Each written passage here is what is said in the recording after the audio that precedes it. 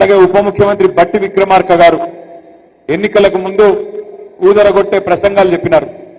ఇష్టం వచ్చిన హామీలు ఇచ్చింది. నోటికి ఎంత వస్తే అంత, ఏది అడిగితే అది, అందరికీ అన్ని ఇస్తామని చెప్పి అడ్డం పొడుగు ఎటువడితోటి మాట్లాడింది.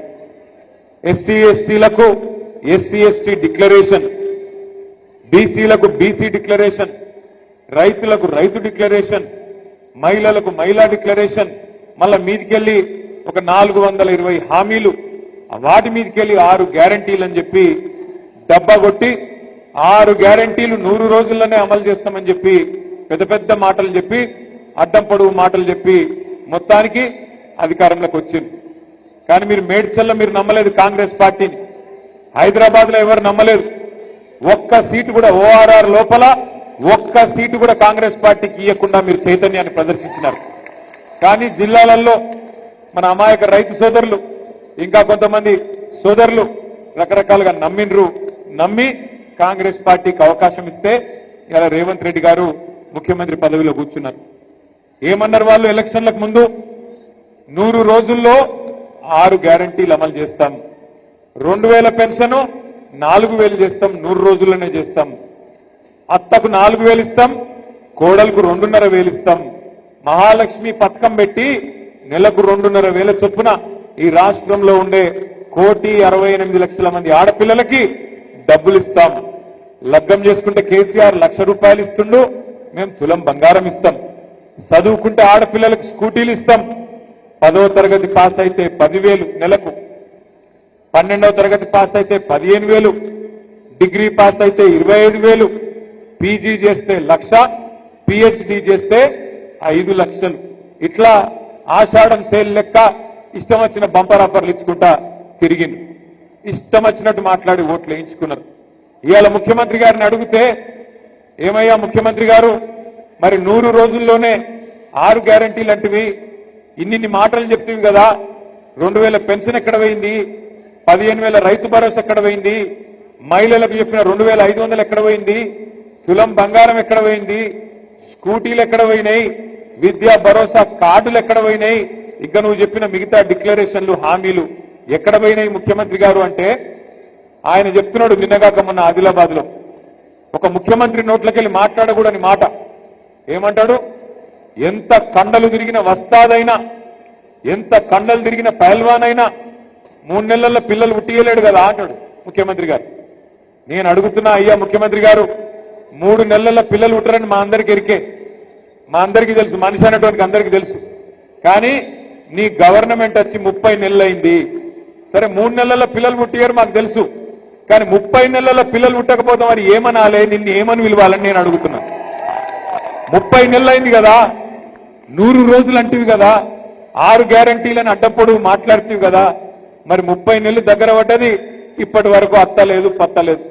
గట్టిగా మాట్లాడినావు అనుకో ఒక కేసు పెడతా అంటాడు, ఇంకొద్దిగా గట్టిగా మాట్లాడినావు అనుకో నీ లాగుల తొండలు ఇడిచి పెడతా అంటాడు. ఈ బగ్గడు మాటలు తప్ప, చిల్లర మాటలు తప్ప ఒక్కటంటే ఒక్కటి మంచి పని చేయలేదు. ఇప్పుడే మల్లారెడ్డి గారు చెప్తా ఉన్నారు, సోదరుడు జక్క వెంకరెడ్డి గారు చెప్తున్నారు, మన ప్రభుత్వం ఉన్నప్పుడు గరీబులను కడుపులో పెట్టుకొని చూసుకున్నాం. మన ప్రభుత్వం ఉన్నప్పుడు ఎవరైనా తెలుసో తెలియకనో ఆడనో ఈడనో గవర్నమెంట్ జాగాలు ఇల్లు కట్టుకుంటే వాళ్లకు అవకాశం ఇచ్చి వాళ్లకు ఆనాడు పట్టాలు ఇచ్చినాం. జీవో నంబర్ 59 కింద, జీవో నంబర్ 58 కింద 2,50,000 మందికి, ఒకరికిద్దరికి కాదు, 2,50,000 మందికి పట్టాలు ఇచ్చింది కేసీఆర్ ప్రభుత్వం, 2,50,000 మందికి.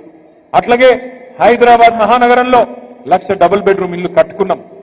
ఇట్లా మనం మంచి పనులు చేసుకుంటూ పోయినాం. 200 పెన్షన్ను 2,000 చేసుకున్నాం.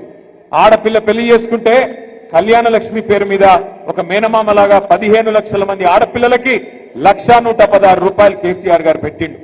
అట్లాగే ఆడపిల్ల కడుపులో మరి ఒక బిడ్డ పడితే అమ్మ ఒడి అని పెట్టి ఇంటికాడ కారులో ఎక్కించుకొని దవాఖానకు తీసుకుపోయి దవాఖానల ప్రసూతి అయితే సర్కార్ దవాఖానల కేసీఆర్ కిట్ ఇచ్చి, ఆడపిల్ల ఉడితే మహాలక్ష్మి ఉట్టిందని చెప్పి 13,000, మగపిల్లగాడు ఉడితే 12,000 రూపాయలు. ఇట్లా ఒక మానవీయమైన పద్ధతిలో అందరినీ మంచిగా చూసుకున్నాడు కేసీఆర్ గారు. అట్లాగే ప్రాజెక్టులు కట్టిండు, రోడ్లు కట్టిండు, మున్సిపాలిటీలు బాగా చేసిండు, గ్రామాలు బాగా చేసిండు. కాబట్టి భూముల ధరలు కూడా పెరిగినాయి. మీ రంగారెడ్డి జిల్లాలో మేడ్చల్ జిల్లాలో హైదరాబాద్ చుట్టూతా బ్రహ్మాండమైన రియల్ ఎస్టేట్ భూమి వచ్చింది. మళ్ళీ ఇవాళ ఏమైంది ఆలోచన చేయండి మీరు. ఇవాళ పరిస్థితి ఏంది? పూర్తి స్థాయిలో రియల్ ఎస్టేట్ డామ్ అన్నది. పైసలు లేవు మార్కెట్లో ఇవాళ దగ్గర. వీళ్ళు ఇండ్లు కట్టుడు కాదు కూలగొట్టుడే ఉన్నది. హైదరాబాద్ లో ఒక్క ఇల్లు మంజూరు చేయలే కొత్తది, కానీ కొన్ని వేల ఇండ్లు బుల్డోజర్లు పెట్టి కూలగొడతా ఉన్నాడు రేవంత్ రెడ్డి. చూస్తా ఉన్నారు మీరు. ఒకరోజు అమీన్పూర్ లో, ఇంకొక రోజు కుకట్పల్లిలో, ఇంకొక రోజు ఇక్కడ సాయి ప్రియ లేఅవుట్ లో, ఫిర్జాదిగూడలో, ఎక్కడో దగ్గర బుల్డోజర్ పెట్టుడు, గరీబోళ్ళ ఇండ్లు కూలగొట్టుడు తప్ప ఒక్క మంచి పనన్నా చేసిండా? దయచేసి ఆలోచన చేయండి. ఇక్కడికి వచ్చిన మిత్రులను, ఈరోజు పార్టీలో చేరుతున్న మిత్రులను నేను ఒక్కటి కోరుతా ఉన్నా. మనం ఇవాళ కొట్లాడుతున్నది అధికారం కోసం కాదు. మనం కొట్లాడుతున్నది మన కొత్తగా ఏం కాదు అధికారం. 10 ఏళ్ళు అధికారంలో ఉన్నాం. కానీ ఇవాళ కష్టపడి సాధించిన తెలంగాణ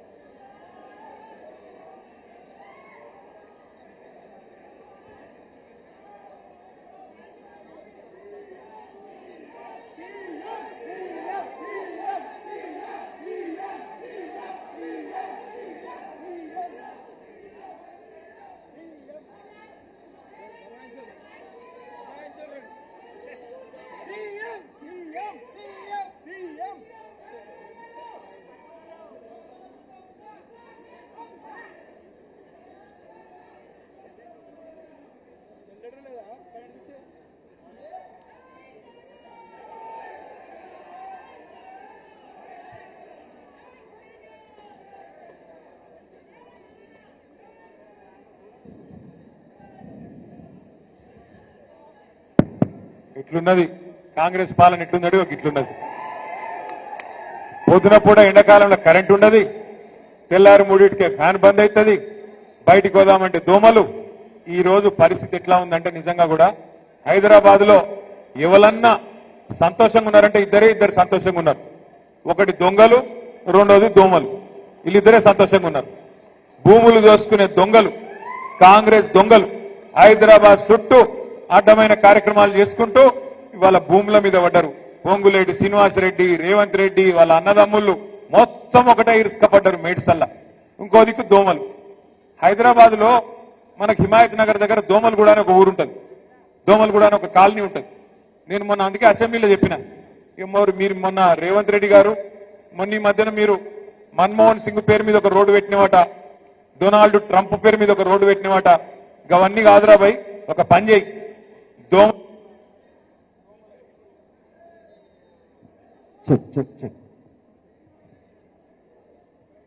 అవన్నీ కాదు, ఒక పని చెయ్యు.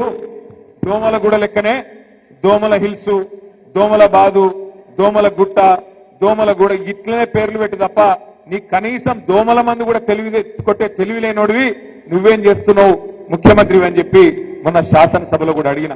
మీరు చూస్తా ఉన్నారు అన్ని విషయాల్లో. ఆయన ఒక్కటే ఆలోచన చేస్తున్నాడు రేవంత్ రెడ్డి గారు. ఎట్లన్నా చెప్పి ఎట్లన్నా చేసి మనను బదనాం చేసి కేసీఆర్ అప్పుల పాలు చేసిండని, ఇంకోటి చేసిండని తప్పించుకుందామనే ప్రయత్నం.